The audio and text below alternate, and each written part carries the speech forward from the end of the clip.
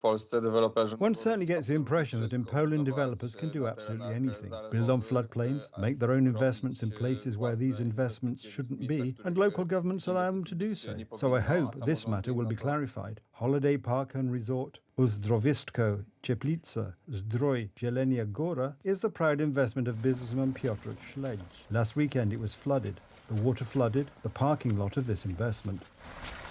Tereny depresyjne są znacznie tańsze. Depressed areas are much cheaper. I'm surprised that building permits are issued for such areas because the responsibility for such floods is always borne by the one who buys them. And if he bases his business on depressions, i.e. these lowered areas, I'm surprised at the carelessness of the businessman, because it is more than certain that one day a tragedy will happen to them. But you can't turn your tragedies on the inhabitants of the surrounding areas, because that is just crookedness.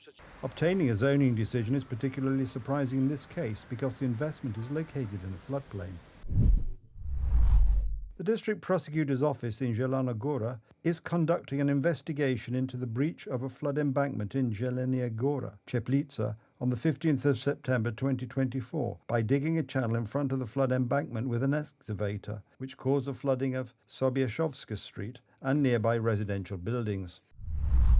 The works were carried out in two places. In the first place, the work was done by covering the area around the buildings located on the site with earth, instead of covering them with sandbags, which the company did not have. This was done to protect the buildings from flooding. Jeżeli to rzeczywiście jest tak, że If this is really how it is described in the media, then I hope this businessman will not get out of jail for a dozen years because he knowingly endangered people's lives. This is just something unbelievable, to dig up a flood wall during a flood. I know that in Poland there is a certain group of people who consider themselves completely above the law, and these situations just need to be monitored because it is unbelievable behavior.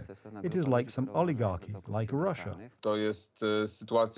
This is a situation that is simply unbelievable. It is difficult to wrap one's head around such a thing that happened, that one person, in order to save his hotel, led to the flooding of many houses and the loss of property of many families.